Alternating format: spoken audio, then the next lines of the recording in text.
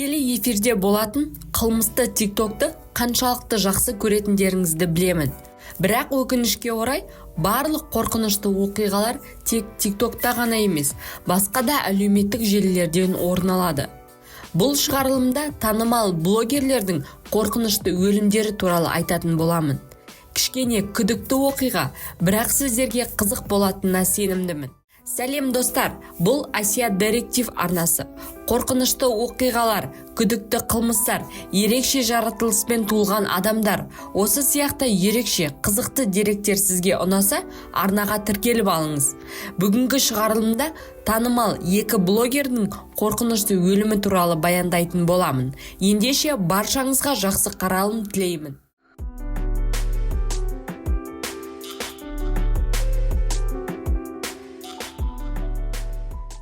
Кристина Грэмми 2009 жылдың жазында YouTube'қа бейнеролик жүктейді.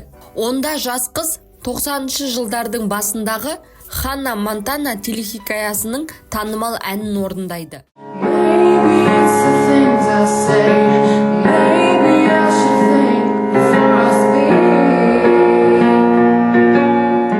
YouTube желісі сол уақыттарда музыкалық жас таланттармен толыға бастады. Кейіннен ол жас таланттылар Джастин Бибер, Шон Мендес, The Weeknd сияқты атақты жұлдыздар болды. Кристина Грэммидің жариялаған үшінші бейнесі бірден 100 000 қаралымға ие бола бастады. Таңғаларлық, жас қыз музыка арқылы шабыттанатын, әдемі даусымен ерекше талантты болатын. Кристина Грэмми 1994 жылы 12 наурызда Нью-Джерси штатының Малтон қаласында дүниеге келген. Бұл өте көркем аймақтағы ұлттық қорық аумағында орналасқан шағын қала. Кристинаның анасы хатшы болып жұмыс істеді.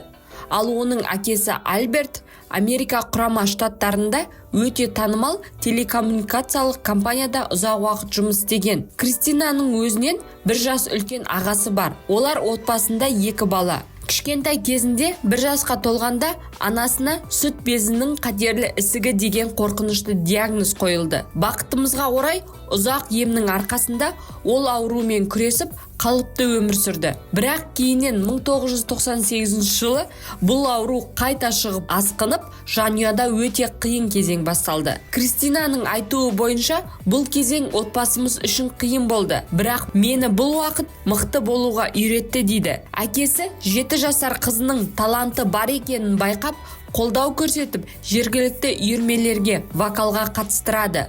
Ал 9 жасында Кристина толықтай еркін ән айта алады. Ағасы Маркуспен өте жақсы, тығыз қарым-қатынаста болды. Ата-аналары қызға гитара сыйлады. 15 жасында қыз танымал әндерге кавер жасап, ән жазып, монтаж жасап жүрді. Never had much faith in love or miracles. Never wanna put my heart on the line. Swimming in your water, something spiritual. Ол әндерін достарына тыңдатқанда, олар әнді бейнероликке түсіріп, YouTube'қа салуға кеңес берді. Солай Кристина YouTube'қа алғашқы бейнебаянын жариялады. Ол бірден танымал болды, бірден мыңдаған қаралымға ие болды. Ол кездері YouTube'да танымал болып, жақсы қаралым жинау оңай еді. Қазірмен салыстырғанда 500 000 қаралым. Шабыттанған қыз көп видеолар түсіріп, тұрақты түрде көп оқырмандар жинай бастады. Тұрып жатқан шағын қалада ол тез танымал болды. Әсіресе мектепте оны мазақ етіп, талантын сынай бастады. Жалпы танымалдылық әртүрлі қызғаныштық, сынау сияқты жағымсыз нәрселерді әкеледі. Қоғамда адамдардың талқылауынан қашып, Кристина жай ғана үйде қашықтықтан оқуға ауысты. Бұл оған музыканы мұқият зерттеп, өзін толығымен шығармашылыққа арнауға мүмкіндік берді. YouTube'да мүмкіндіктер өте көп. Кристина блогер, музыкант Курт Шнайдермен танысып, оған бірге кавер жасауға ұсыныс жасайды. Олар бірге жұмыс жасап, 2010 жылы 1 жылда 180 миллион қаралым жинаған Just a Dream әнін шығарады. When the way as I forget is sure and I... 1 жылдан кейін My YouTube атты конкурсқа қатысып, екінші орынды жеңіп алады. Бұл конкурс оны басқа да елдерге танымал етті. Осы конкурстан кейін ол танымал әнші Селена Гомеспен жақын араласа бастады. Ал оның анасы Кристинаға Селенаның менеджері болуға ұсыныс жасады. Осылайша екі әнші бұрынғыдан да жақындасып, Кристина өзінің алғашқы дебюттік альбомын шығарды. Сол жылы ол Селенамен бірге 6 апталық гастрольге шықты. Ал оның YouTube арнасында 2011 жылға қарай 500 миллионнан астам оқырман болды. Кристина қателесуден қорқпады, оқырмандармен тығыз байланыста болды. Кейде ол дұрыс ноталарға түсіре алмаса да, бейнелерінде қарапайымдылығымен ерекшеленді. 2012 жылдың қысында Кристина мен оның анасы Лос-Анджелеске көшіп келді. Сәуір айында ол Creative Artists агенттігімен келісімшартқа отырды. Және Кристина Power Up эпизодында басты рөлді сомдады. Жобалары көбейе берді. Жұмыс кестесі өте тығыз болды. Ең ауқымды қатысқан жобасы шоу «Голос» болды. Бұл конкурсқа қатысып, жаңа маусымға жолдама алып, 3-ші орынды иеленді. 2014 жылы бірнеше фильмдерде кішігірім рөлдерде ойнады. Қараусыз қалған жануарларға көмектесу арқылы қайырымдылық шараларын да жүргізді. Ал Кристинаның жеке өмірі туралы іс жүзінде ештеңе белгілі емес. 2016 жылы Кристина музыкант Стивенмен бірге кездесіп жүргені белгілі болды.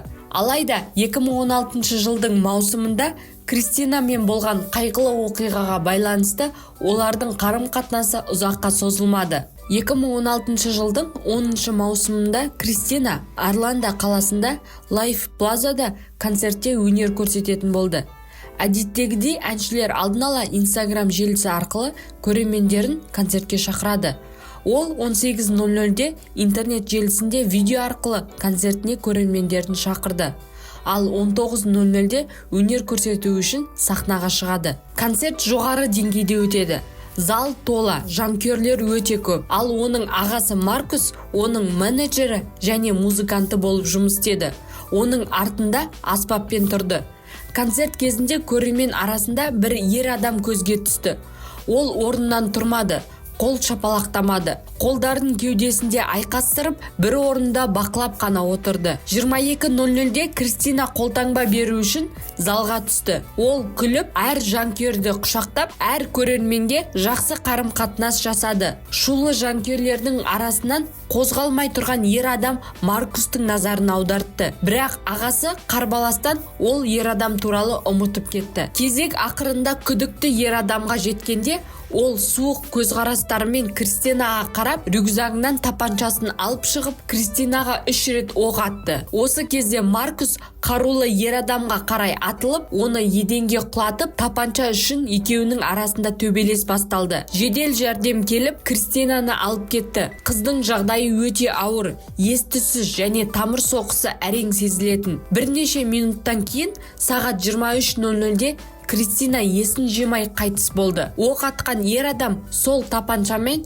өзіне оқ атып, сол жерде қайтыс болды. Бұл 1 секундта болған, өте талантты, бейкүнә адамның өмірін қиған, ойға келмейтін қайғылы оқиға. Детективтер тексеру кезінде жігіттің досының арқасында бұл қылмыстың себебін анықтады. Оның бойында ауыр психикалық ауру бар екені анықталды. Кристинаға қатты ғашық болып, оған қолы жетпегеннен соң осылай жасағаны анықталды. Кристинаның өлімінен соң, аз уақыттан соң оның анасы қатерлі ісік ауруынан қайтыс болды. Әртістердің барлығы Грэмми жанұясына қолдау көрсетіп, іс-шаралар мен концерттер ұйымдастырды. 11 маусымда Орландодағы концертте атып өлтірген Кристина Грэммидің денесі туған қаласы Малтынға әкелінді. Жерлеу рәсіміне мыңдаған адам қатысты. Всем привет, меня зовут Настя Трапицель. И мне исполняется 16. Всем привет. Настя Трапицель. Келесі оқиға 2020 жылы бүкіл әлемге тараған жас миллионер блогердің өлімі туралы. Настя мотоциклда қатты жылдамдықпен келіп соғысады. Оқиғаның егжей-тегжейлерін біз оның артында басқа мотоциклмен келе жатқан бұрынғы жігітінен біле аламыз. Жігіттің айтуы бойынша, Настя мотоциклді басқара алмай, жылдамдық тым қатты болғанынан шектеуден асып дуалға соғысқан. Бірақ бұл жерде бір күдікті сұрақ бар. Настяны мотоцикл айдауға үйреткен осы жігіт неге оған толықтай басқаруды үйретпеген екен? Настя Зубарева 2002 жылдың қысында Санкт-Петербургте дүниеге келген. Әкесі кардиолог болып жұмыс істеді.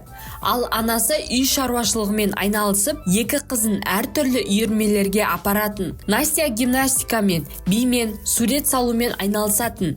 Бірақ қызға жылқымен бірге уақыт өткізу қатты ұнайтын. Ол YouTube'қа алғаш рет осы жылқылар туралы өзінің хоббиі ретінде бейнеролик жүктеген. Настя өзін әртүрлі бағытта сынап көрді. YouTube'қа әртүрлі контентте бейнероликтер жүктеп жүрді. 2 жылдан кейін тағы бір сәтті блогермен жұмыс істеудің арқасында оған адамдар белсенді түрде жазыла бастады. Ол қолдан жасалған тақырыптарды ұнататын, үйді безендіру және киімдерді өзгерту туралы бейнероликтерді жүктейтін. По вам. Сегодня я сделала 2 DIY, один пенал. По-моему, это был самый сложный DIY. И, конечно, из-за того, что я использовала скотч, нет. 2016 жылы арнасында оқырмандардың саны 100 мыңнан асты. Ал оның арнасына келген қаржылық ағынды бақылау керек болды. Анасы жарнамалардан келген төлемдерді бақылауға алып, өз атына ИП ашып, Настя 18 жасқа толғанға дейін барлық тұрмыстық қажетті заттарды анасы реттеп жүрді. Ал оның блогынан жиналған қаржыға Настя саяхаттай бастады. Өз блогмен тығыз байланыста жұмыс жасау үшін ол мектептен қашықтықта оқыту форматына көшті. Настяның анасы оны әр кезеңде қолдады. Соңғы жылдары оның арнасында оқырман саны миллионнан асты. Ауқымды жобаларда жұмыс істеймін деген мақсатпен Настя Мәскеуге көшіп, пәтер жалдады. Оның алға қойған мақсаттары көп еді. Ол үшін оған жақсы қаржы қажет болды. Сондықтан ол басқа да жобалар, вебинарлар бойынша жұмыс істей бастады. Оның вебинарлары армандарды жоспарлау және оған қалай тез қол жеткізу туралы болды. 2019 жылдың желтоқсан айында Настя Балиге алғаш рет барды. Оның достары үлкен вилланы жалға алып, сол жерде әдемі демалыс өткізді. Ал Настя бұл аралға ғашық болып, осы жерге қайта келетініне сенімді болды. Мәскеуге қайта оралып, бір айдан соң ол үшін көптен күткен күн туды. Доброе утро. Мне без 1 дня 18. Ну, собственно, вот и все. Моя новая глава жизни, которая называется Насте 18 лет, и я даже не знаю особо, что поменял. Мерекеден кейін 3 күннен соң Настя бизнес-класспен Балиге ұшып кетті. Бұл саяхаты туралы ол толықтай өз блогында видеоға түсіріп жүрді. Қыз наурыз айының басында оралу керек еді. Бірақ бәрімізге белгілі, пандемия басталды және шекаралар жабылды.